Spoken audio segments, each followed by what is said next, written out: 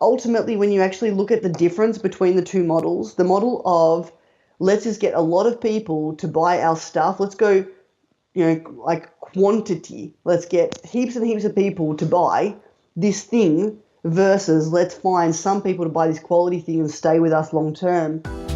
Welcome to Marketing with Vino, the edutainment business growth podcast, mixing education and entertainment to make growing your service business much more fun.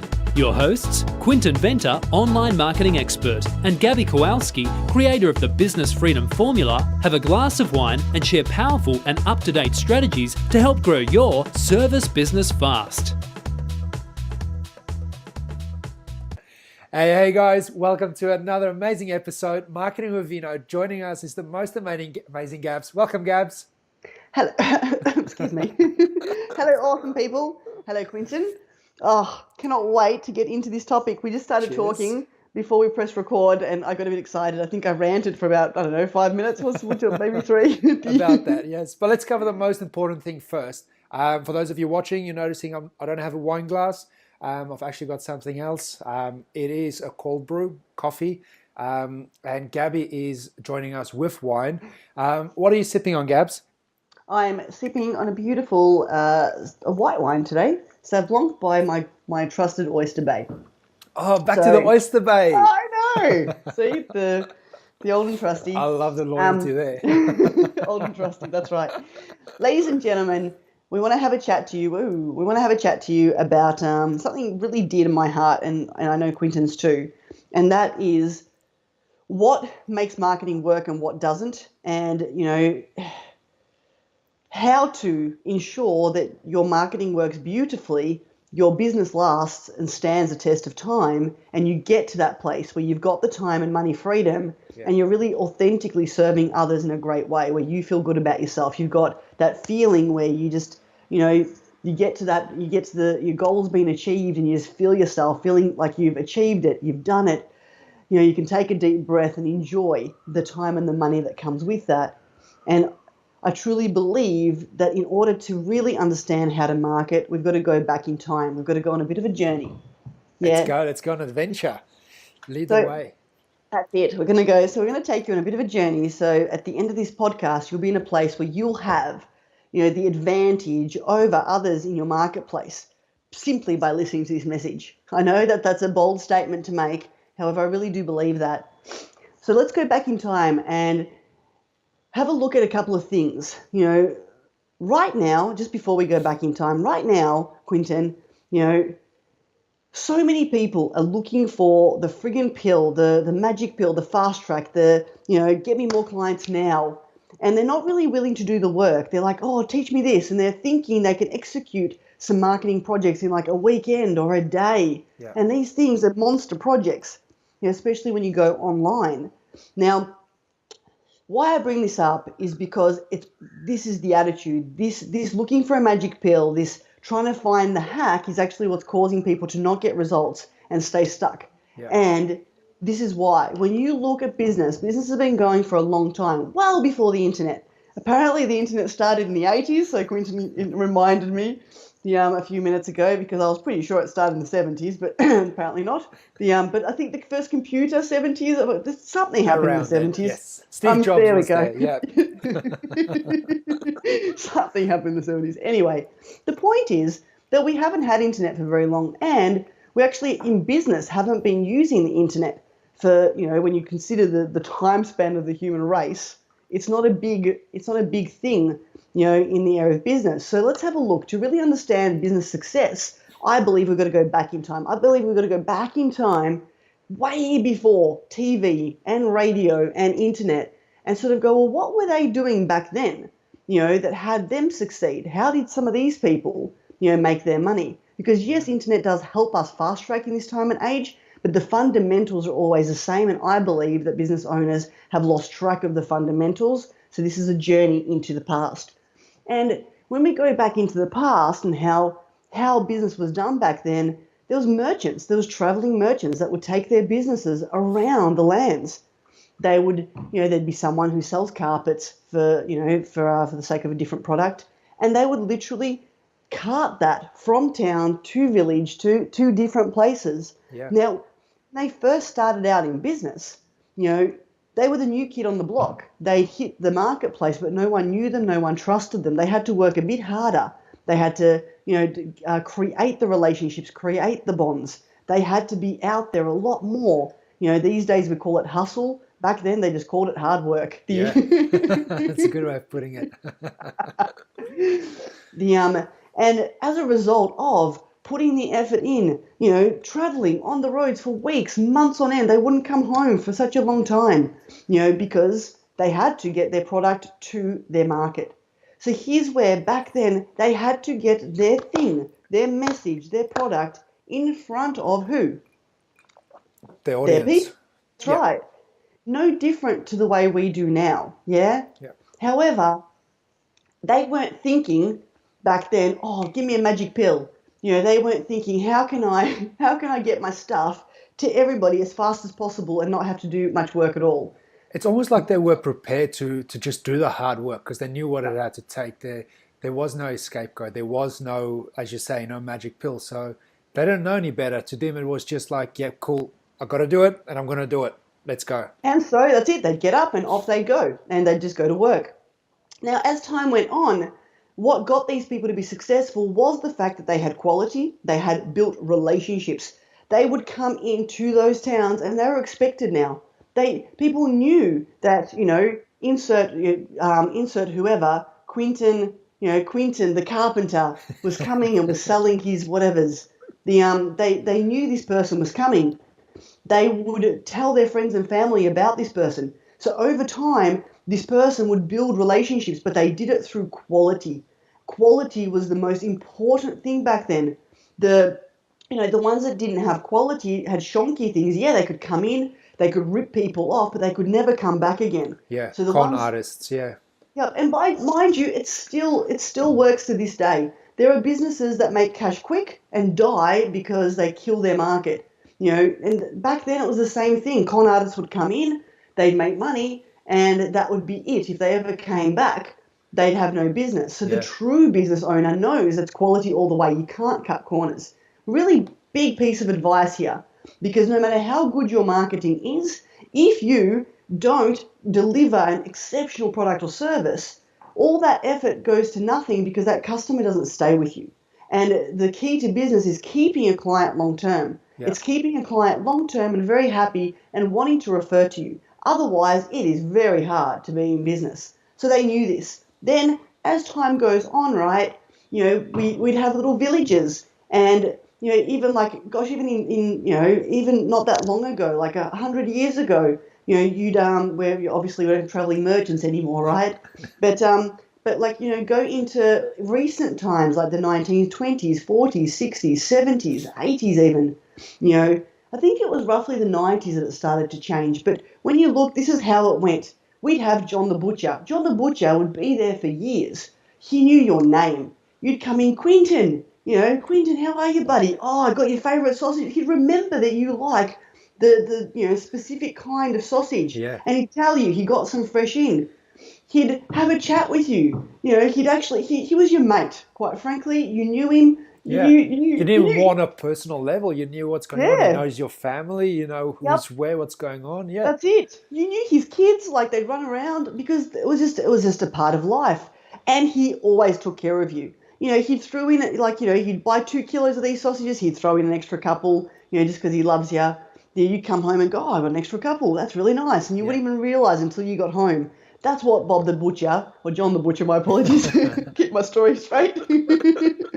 John the Butcher was like. You'd go see Susie the baker. She was the same. This is where we had that. And yes, at the end of the day, we did. We went to a butcher and a baker and and we had like 10 places to go to. We had quality. We'd go to the wine shop, and the person would actually know what they're talking about, and they'd tell us this wine would be perfect for this meal. Yes. And they knew their product. They know the history of it. It's generally something that's from them themselves. So they were actually attached with it by heart. They had the passion behind it. And they were passionate. They got excited by telling you about it. It's like, yes, we harvested it from last season and it's an amazing, we would have a fantastic year. They could tell that story along with it, which just gets you more involved. Yep. So all of that was working. You had the quality, you had the relationship, you were understood, you never got ripped off. Then human beings got greedy.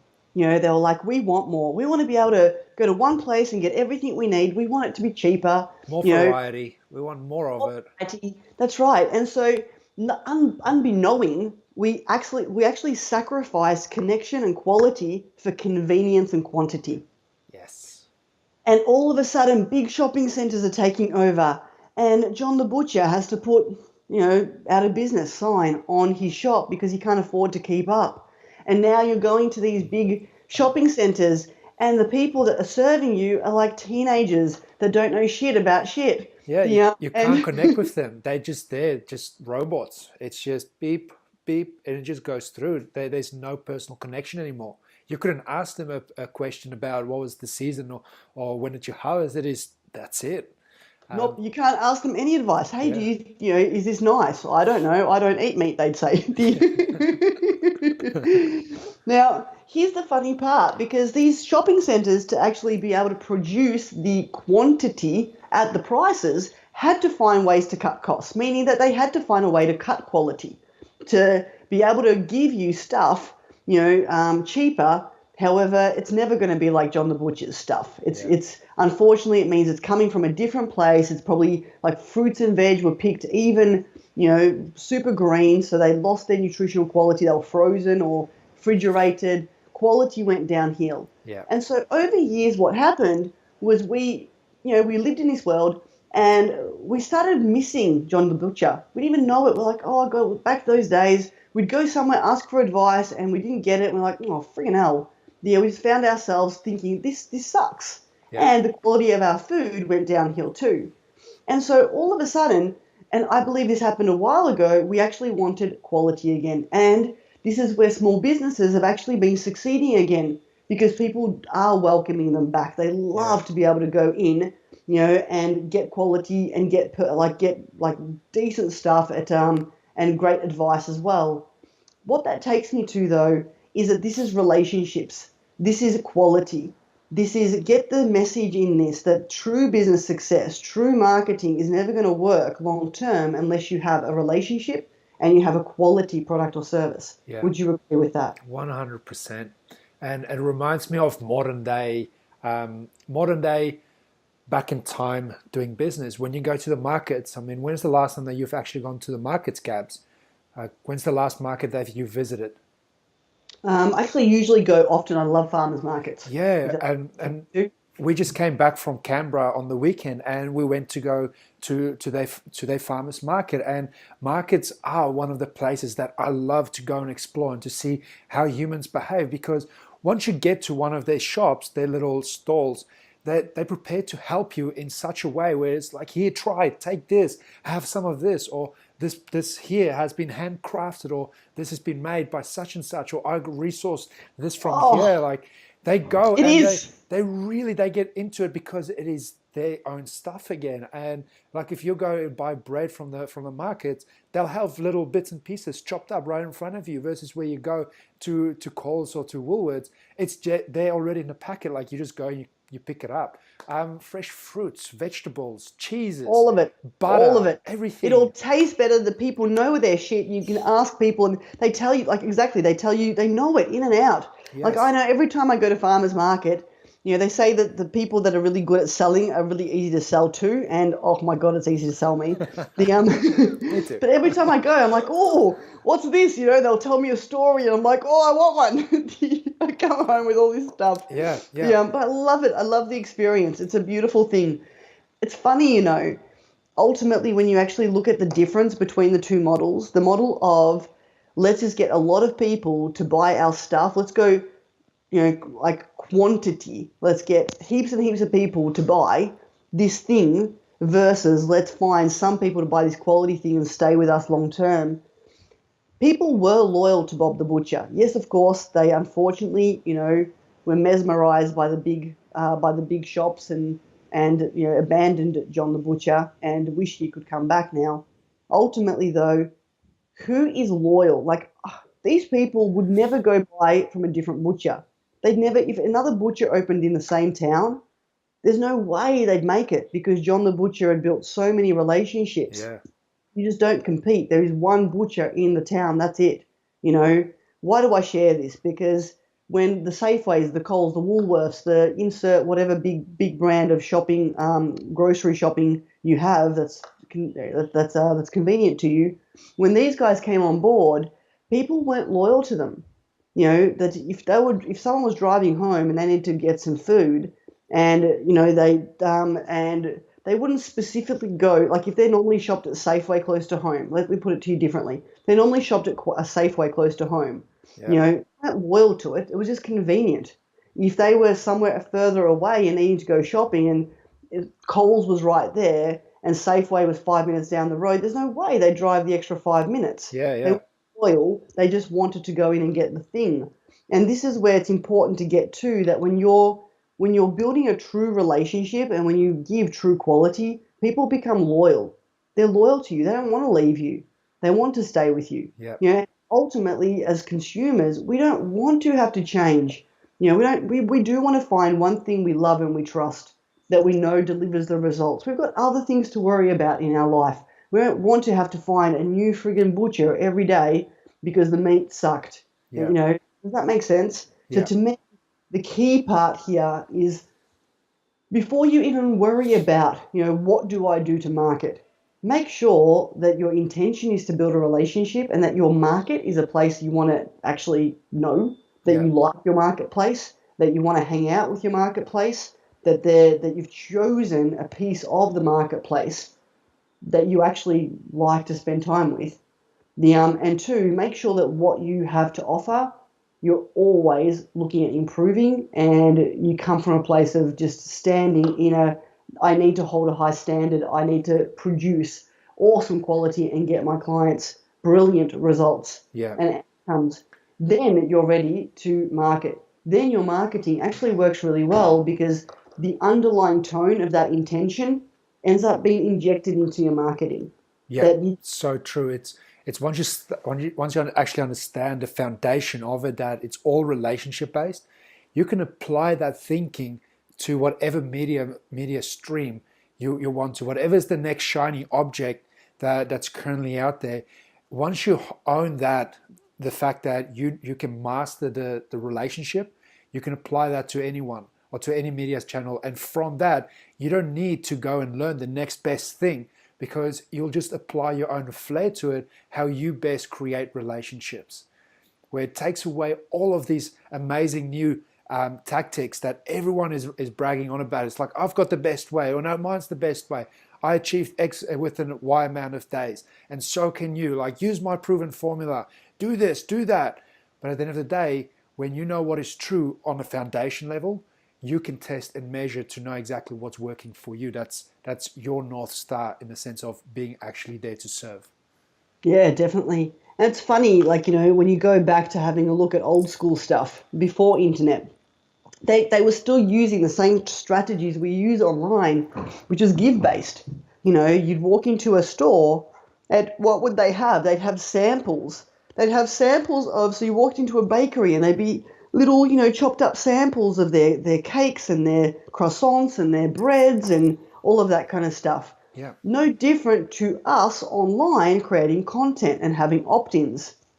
You know, that these little samples are no different to you putting content marketing out there, people, and sharing some of your wisdom and knowledge with the internet community. You want to be able to transfer the way we function offline, online. Whenever you do anything online, you've got to be thinking, if this wasn't online, what would be, you know, what would be the experience? Yeah. Yes. So yes. would I have, like, when you're looking at the message that we produce online with advertising, you know, would this be the message I would share with a client straight up in my first interaction? So if we're advertising to cold traffic, then we've got to go, okay, what message do I need to advertise with? It has to be give. Has to. Because if you were to advertise with a message that's all about you, we're friggin' awesome, you know, we're number one, we're this, we're that, who gives a hoot? Yeah. My favorite topic is me, not you. Well said. You know, and a great way around that, and I just want to quickly throw this in there. A great way to keep your audience in mind is to start your copy, to start your headline, to start your whatever, your article with the word you in it. Therefore, it almost stops you from talking about yourself, and that keeps it very focused on you, on I them. like that. And therefore, they will always feel that, hey, I love talking about me too. So I'm going to actually engage with this rather than actually listening to what wanking thing you have to say about yourself. Gold. Like it. This is key. Like John the Butcher built a relationship with you because he spoke about you. What do you want? So what are your plans? What do John the Butcher would actually ask you, what are you planning to do with the meat? Hey, then this meat would be the best for that. Yeah. John the Butcher wasn't telling you what meat he likes. Does that make sense? That, the best butcher is the one that actually gets in, the best anyone is the one that gets into your world and finds out about you and then has a conversation about you. It's funny, one of the first books I ever read when it came to professional development was How to Win Friends and Influence People by Dale Carnegie. Great. It's an oldie. It's an oldie but a goldie, and I think you and I were talking about this the other day. In it, there's some really simple principles that, that realistically when you read them, they're so logical, it's not funny. And it's one of the main ones, though, is that anyone's favorite topic is themselves. That just understanding that to influence, to be in business means that you're a master of humans. You know how to have people feel special. Yeah. That's what successful business owners know, how to make people feel special and connected, and that's all there is to it. Obviously provide the product and service and solve their problems. Now, when you have a look at this means that we want to take the same stuff John the Butcher did, which is smile, be warm, how are you? Be curious, and actually engage with your market. Do market research. Ask your market what it wants. It's funny, Quinton and I recently just did a thing for my business where we were giving away this cool resource, and when people took the resource, we asked them, hey, we're about to create a whole bunch of awesome content. What would you like us to create for you? Tell us. Do you want to know more about this? Tell us in your own words. What are your biggest problems in business right now? What would you like us to create? Yeah? And people replied, and we got some data back from that. We got some very cool in-depth answers, and more specifically, we got it in their words, in their language, so we could now match where they are and what it is that they want to get out of it, and just speak to them on their level, which is amazing. I look forward to the content that's coming out, and as it starts to circulate, amazing. The point is, though, that when you do this is you being in the real world quite charming and charismatic. Yeah? This is you walking in and John the Butcher saying, hey, Quinton, is there any other meats that you'd like us to get in for you? Is there anything else? Like you had a magic wand, Quinton, and you could magic any meat into this place. What would you like? And then Quinton goes, well, you know what? I actually like some venison. And I say that because I'm pretty sure that's a deer of some sort it's a in moose, the background. Yeah. It's a moose. For those of you listening, and if you're on the video, you'll see that there's a picture of what is apparently a moose, not a deer. Anyway, so Quinton would say, I'd like some moose. Is moose anyway, Quinton would ask for some moose meat. And Bob the Butcher would get it in.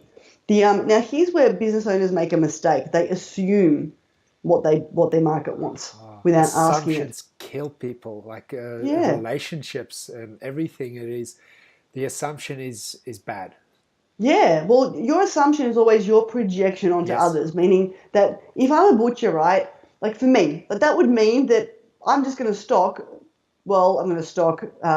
rib eye. I'm going to, because I like that particular steak. I'm not going to stock any of the other steaks because I find them too chewy. Yeah. And I'm going to think, hey, my market wants that because, quite frankly, that's the best. Yeah. What a silly thing to do. Yeah, business owners do this. They don't realize that they've got to ask their clients sometimes, what is it that you want? What do you, is there anything else that we could actually, provide for you? Which is a different kind of conversation, but also the same, where Quinton and I were talking about this just before we pressed record, and that was about going sort of really quite deep with your client base, where looking at what else does your market want to purchase off you that you're not currently selling for you to be able to, really optimize your business and your profitability. You've got the client now, they love you, they trust you. What else could you sell to that client to meet their needs? That's, complementary in some way, shape, or form of what you're already doing. Yeah. That in itself is something that, that people overlook. They're like, get me another client versus how can I maximize the clients I already have, in business and gain profitability that way.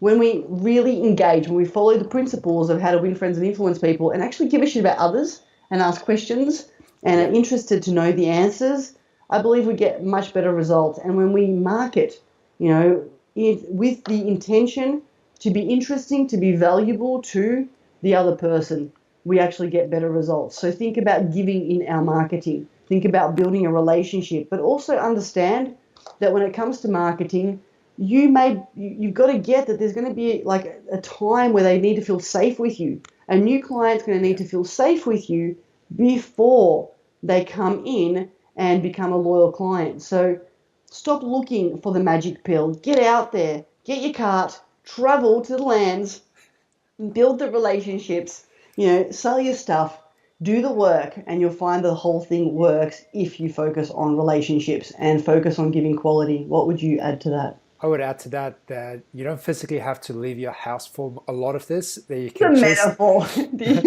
But the thing is, you can go and travel so many different lands and give value to so many different continents of the world through the use of internet that we have right now. We can leverage that.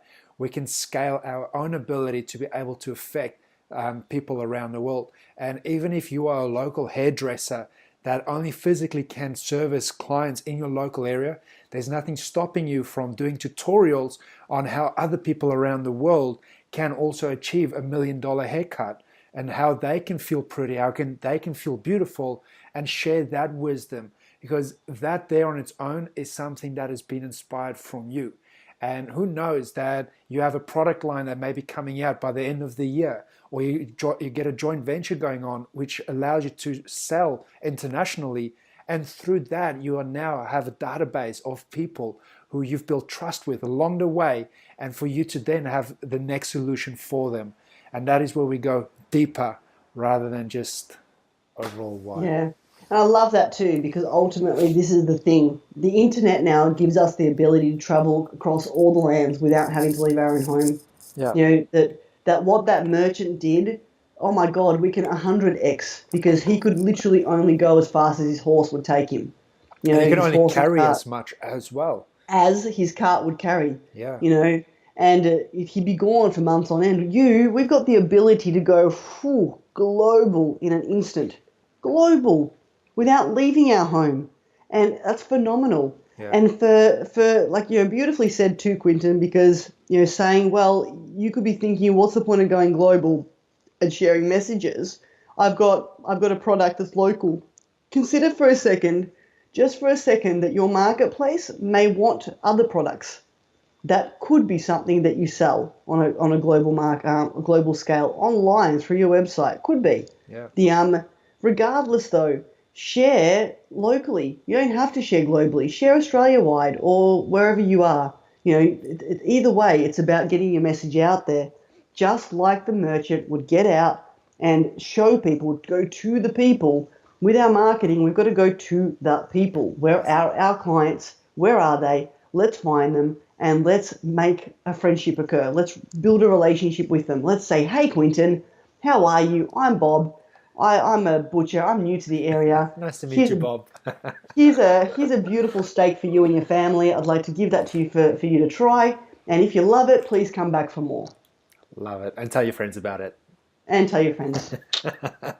Oh, it's been awesome. Boom. It's been absolutely amazing. Thank you for sharing your wisdom, beautiful. Thank you. And our amazing listeners, as you listen to this, if you want to continue the conversation, let's go to marketingwithvino.com and click the button that says join the club. One of our amazing legends will welcome you. We get to continue this conversation, introduce yourself, and let's hear from you. Let's brainstorm. Let's throw the ideas out there. We have an amazing community, and one of our members reached out to me the other day and just he's been implementing what we've been teaching, and it's just amazing. And he's been getting results. He's been getting shit done. Of course he has. He's been completing his marketing projects, and it allowed him a platform where he could reach out to us. And I shared it with Gabby, and it was just like, this is awesome. Our community rocks. So if you're at that stage in your business where you've got all of these ideas and you want to be around awesome people, awesome, highly driven people who also want to get stuff done and achieve success in their own business, join the community. It's free. It's our gift to you, where you get to continue this conversation, reach out to us, and we want to champion you on through success. Love it. Absolutely love it.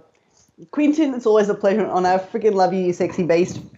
Ladies and gentlemen, thank you for your time, and chat to you next time. Ciao. Ciao. You've been listening to Marketing with Vino. If you enjoyed this episode and want to access the resources discussed in this episode, go to marketingwithvino.com and select which episode you've listened to.